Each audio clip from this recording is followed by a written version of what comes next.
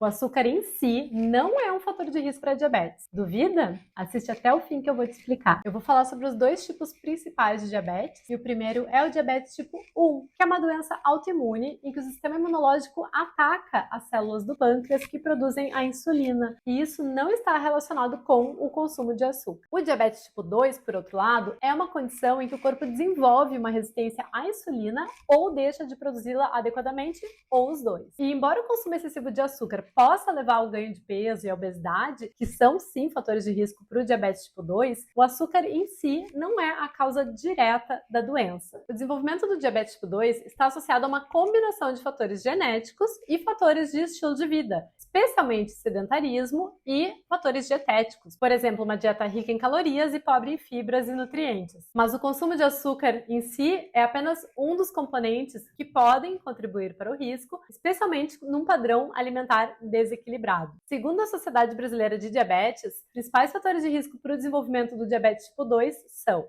1. A idade, o risco aumenta conforme o envelhecimento e especialmente após os 45 anos. 2. A história familiar, então ter parentes próximos com diabetes, como pais ou irmãos, também aumenta o risco. 3. Excesso de peso e obesidade, especialmente o excesso de gordura corporal e naquela região abdominal, é um dos grandes fatores de risco. 4. Outro grande fator de risco é o sedentarismo. A falta de atividade física regular contribui para o ganho de peso e para a resistência à insulina. E antes de eu ir adiante, só quero te pedir para deixar o like, comenta aqui se está sendo interessante esse vídeo, compartilha com quem pode ter interesse. E vou adiante para o quinto item, que é a hipertensão arterial. Pressão arterial elevada também está associada ao maior risco de desenvolver diabetes, e quem tem diabetes também pode ter aumento da pressão arterial. Sexto ponto é a dislipidemia, que é o excesso de colesterol ruim e falta do colesterol bom, um ou outro ou os dois em conjunto. Sétimo item é para mulheres que tenham tido uma gestação e tenham tido diabetes gestacional. Quem teve diabetes gestacional também tem maior risco de desenvolver diabetes tipo 2.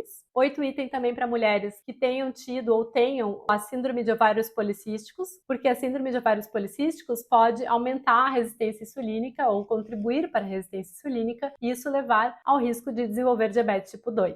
Décimo ponto são o uso de medicações. Então, algumas medicações, como corticoides e antipsicóticos, podem também aumentar o risco tanto da elevação da glicemia quanto de outras alterações metabólicas. E o 11º item, que é um item que também faz muito mal à saúde em vários outros aspectos e pode também contribuir para o desenvolvimento do diabetes tipo 2, que é o tabagismo. Então, pessoas que têm o hábito de fumar podem ter uma série de riscos associados à sua saúde e também o risco ao desenvolvimento do diabetes tipo 2. Então, esses são os fatores de risco modificáveis em muitos casos e geralmente requerem mudanças no estilo de vida, como uma dieta saudável, atividade física regular, controle do peso, abandono do tabagismo. Isso tudo pode ajudar a retardar, prevenir e até reverter o diabetes tipo 2. Mas um dos aspectos que eu quero trazer aqui, que é muito importante e é pouco falado, é como nós podemos reduzir os níveis de insulina. Pessoas que já têm uma predisposição, que estão tendo uma progressão nos níveis de insulina no seu organismo, têm que ficar atentas, porque isso já é um sinal preditivo para um longo prazo, para talvez uma década para frente, desenvolverem o diabetes tipo 2. Então, nós temos que atentar e tratar essa insulina aumentada desde agora, desde sempre. E o açúcar, ele evidencia, quando a pessoa tem uma resistência insulínica, ela vai ter uma glicose persistentemente alta. Mas a gente tem que tratar aquela insulina que está fazendo a glicose ficar aumentada. E para a gente reduzir a insulina, o que nós precisamos fazer é aumentar o consumo de fibras. Então, geralmente alimentos mais integrais, verduras, frutas, são ótimos para reduzir essa insulina, para aumentar esse consumo de fibras. Reduzir os alimentos refinados, então farinhas brancas, muitas massas, muitos pães, e aí sim açúcares também estão associados a esse aumento da insulina. E o terceiro ponto, que é um dos que menos se fala e que faz muita diferença quando a gente muda, é reduzir o consumo de alimentos ricos em gorduras, saturadas principalmente. Então as gorduras saturadas estão muito presentes nos laticínios, então manteigas, queijos, cremes de leite, tem muita gordura saturada. Também, para quem tem uma alimentação vegana, os substitutos vegetais, por exemplo, os queijos veganos, manteigas veganas, como eles geralmente são à base de óleo de coco e óleo de palma, são duas gorduras que têm bastante gordura saturada também. E por isso também se contraindica o uso de óleo de palma, óleo de dendê na alimentação, porque são alimentos com muita gordura saturada também. Mas eu quero explicar um pouco mais a fundo para vocês, eu vou mostrar esse material que eu tenho aqui, que é de uma aula que eu dou sobre diabetes, em que eu vou explicar explicar a parte fisiológica dessa ação das gorduras saturadas na resistência à insulina. Então, vem comigo. Mas antes de mais nada, só dá o like, compartilha aí com quem pode se interessar e agora sim, vem comigo. Então, aqui eu vou mostrar para vocês como funciona a glicose quando ela entra no nosso sangue, como é o metabolismo de absorção da glicose. Isso de uma pessoa saudável que não tem doença alguma, não tem diabetes tipo 2, diabetes tipo 1, que tem um funcionamento normal metabólico. Essa pessoa, quando ela se alimenta, a glicose vai entrar no sangue e vai aumentar o nível de glicose sanguíneo. Quando tem esse aumento, a gente tem um estímulo às células beta-pancreáticas, que são as células presentes dentro do pâncreas, e uma inibição das células alfa-pancreáticas, que também estão no pâncreas. As células beta-pancreáticas secretam insulina. E as alfa-pancreáticas secretam outro hormônio que se chama glucagon. Esse hormônio é um contrarregulador da insulina e atua quando a gente está em jejum. Mas eu vou ir adiante para explicar melhor o funcionamento desses hormônios. Por exemplo, as células beta-pancreáticas, então, vão secretar a insulina e a insulina vai favorecer que a glicose entre para dentro das células e também vai auxiliar o nosso organismo a armazenar essa glicose dentro do fígado na forma de glicogênio hepático. Esse glicogênio hepático vai ficar reservadinho para quando nós estivermos em jejum. Quando nós estamos em jejum, então essa liberação de insulina para e o nosso corpo começa a ativar a liberação do glucagon. Então aí o jejum, a baixa taxa de glicose no sangue, vai fazer esse estímulo às células alfa-pancreáticas que vão liberar o glucagon, que vão quebrar o glicogênio de dentro do fígado para manter a glicose estável no nosso sangue. A glicose é tão importante para o nosso corpo que nós temos uma série de formas de regular ela e de mantê-la estável para o nosso organismo. Então, mesmo que a gente não se alimente, a gente vai ter uma reserva, uma origem dessa glicose. E quando estamos alimentados, a gente também tem essa metabolização, esse armazenamento. Então, esse aqui é o estado normal. Indo a nível celular, aqui a gente tem um desenho de como é o funcionamento da insulina. Então, o que acontece? A insulina vai vir aqui na membrana da célula e vai se conectar no receptor, e esse receptor vai fazer uma cascata de sinalizações e que vai mandar uma organela chamada GLUT4 para a membrana celular, que ela vai basicamente abrir a porta para a entrada da glicose. Então aqui entram as moléculas de glicose para dentro das células para gerarem energia dentro das mitocôndrias. Para quem lembra das aulas de biologia, dentro das mitocôndrias a gente vai liberar ATP, que é a nossa moeda energética dentro do nosso organismo. Então a glicose dentro da célula, ela é muito bem-vinda, ela é muito importante. O que a gente não quer é glicose solta no sangue, excessivamente elevada. Então aqui a insulina vai atuar dessa forma numa situação saudável. Numa situação de resistência à insulina, o que acontece? Geralmente a pessoa tem uma alimentação com muita gordura saturada, muita gordura trans, ou ela já tem um acúmulo de tecido adiposo, então ela tem uma certa obesidade ou excesso de peso, que estão também trabalhando para essa resistência insulínica ocorrer. No momento que tem esse consumo exagerado de gorduras saturadas, há uma cascata inflamatória dentro das células que faz com que a insulina não consiga se conectar no receptor. Existe uma analogia que a gente fala que é como se tivesse colocado um chiclete na fechadura da célula. Então a insulina é a chave e chega ali para abrir a fechadura e não consegue, tá emperrado, tem alguma coisa ali que não favorece, que não facilita com que ela trabalhe. E no momento que a insulina não consegue abrir a porta, a glicose também não consegue entrar. Então ela fica circulante no sangue, excessivamente elevada e não está dentro das células gerando energia como deveria. Geralmente a pessoa que tem resistência insulínica tem também uma fome maior, porque realmente não tem energia entrando para dentro das células, se sente mais cansada, se sente menos disposta, e tudo isso não é psicológico, é realmente fisiológico devido a essa alteração. Aqui, para exemplificar, eu trouxe um quadro das diretrizes da Sociedade Brasileira de Diabetes, em que eles recomendam que o consumo de carboidratos seja de 45% a 60% do total calórico. Então vejam que não é para fazer dieta low carb, não é para fazer dieta cetogênica, é para consumir sim carboidratos.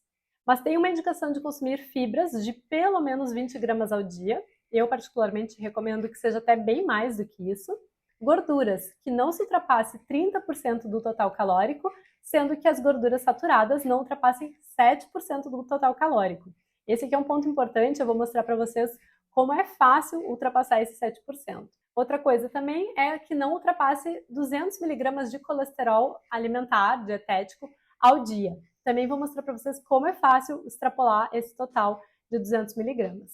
Aqui, por exemplo, nessa tabela, eu demonstrei quanto tem de colesterol por quantidade de alimento. Lembrando que colesterol só tem em alimentos de origem animal. Alimentos vegetais não têm colesterol. Então, vamos ver aqui um alimento que é mais comum desses primeiros aqui da tabela, é o ovo de galinha. Por exemplo, uma unidade, um ovo de galinha tem 229 miligramas de colesterol. Tem outras tabelas que falam de 198, 180 miligramas. Mas, então, de uma maneira média, 200 miligramas de colesterol em uma unidade de ovo. E vocês lembram qual é o limite, né? É justamente os 200 miligramas. Então, uma unidade de ovo de galinha já estaria fechando 100% do máximo diário recomendado pela SBD. Mas se vamos para outras opções, temos, por exemplo, peixe, frango, camarão, aqui nessa faixa de 100, 150 miligramas de colesterol num pedaço pequeno. Então, pessoas que comem grandes quantidades ou comem 2, 3 pedaços ao longo do dia, já estão extrapolando também os limites máximos. Alimentos aqui com ovo ou com creme de leite, né, os mousses de chocolate, soufflé de espinafre, também ficam ali nessa faixa de 80 a 100 miligramas. E claro, sem contar fígado de galinha, fígado bovino, tem quantidades estratosféricas de colesterol, até porque é no fígado que os animais, e nós também, produzem o colesterol. Mas vou adiante então para mostrar para vocês que mesmo se a pessoa não consumir ovo num cardápio mais tradicional, pode ser que ela acabe ultrapassando o limite máximo de colesterol ao dia. Por exemplo, no café da manhã, um pão com 2 colheres de requeijão e uma fatia de queijo mussarela. No almoço, arroz, feijão, um pedaço médio de carne de gado, mais uma salada e os azeites e óleos para a produção do alimento. No lanche da tarde, um iogurte natural com fruta, que seria mais saudável, mas também tem gordura saturada. No jantar, uma massa com frango, daí um pedaço pequenininho, mas ao molho de nata, aqueles cremes mais densos, mais à base de lácteos. 2 colheres de sopa, nem seria grandes quantidades. E com isso, a gente já ultrapassa bastante a gordura saturada do dia, fica 48 gramas e seria o limite máximo ali na faixa de 12 gramas. O total de colesterol também ultrapassa, que o limite seria 200 miligramas e ficou em 266. E a gente não alcança a quantidade de fibras do dia. Agora, numa adaptação para um cardápio vegano, em que a gente troca um pão francês por um pão integral, adiciona um hummus de grão de bico, que é uma pastinha de grão de bico, com aquela pastinha de gergelim, que é o tahine, e mais uma fruta. No almoço, então, o arroz, ao invés de ser branco, trocar para o integral. Adicionar um tofu grelhadinho no lugar do bife, com feijãozinho, bastante salada e uma fruta também de sobremesa. À tarde, misturar sementinhas de chia com leite de amêndoas, aveia e fruta. É uma misturinha que fica uma delícia. Inclusive, aqui eu tenho algumas receitas que ajudam a mudar um pouco esse padrão do pão ou do iogurte. Testa em casa e depois me conta se gostou. E para o jantar, uma massa, ao invés de branca, também uma massa integral, com uma bolonhesa de lentilha, em que a gente cozinha lentilha com molho de tomate, fica uma delícia, e mais uma frutinha de sobremesa.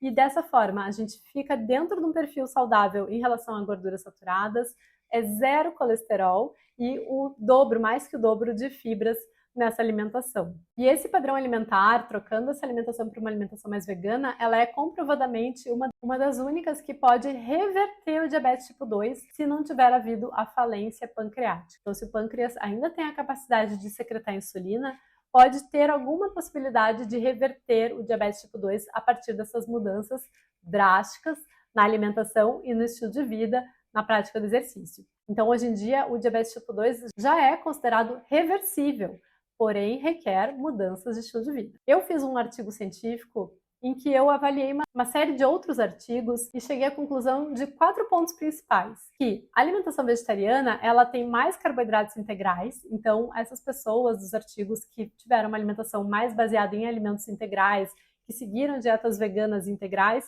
tiveram reduções nos níveis de glicose, de insulina e até reversão dos seus quadros de diabetes. No momento que as pessoas passaram a se alimentar dessa forma, com uma alimentação vegana, baixa em gorduras, elas também tiveram redução do peso.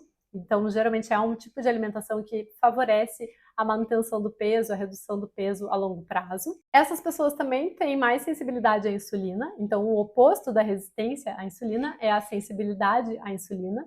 Então, o corpo consegue manejar melhor a glicose, não requer tanta produção de insulina, o pâncreas não se desgasta tanto trabalhando e tem menor risco de uma falência pancreática. Então esse é o ideal, que o nosso corpo tenha uma ótima sensibilidade à insulina.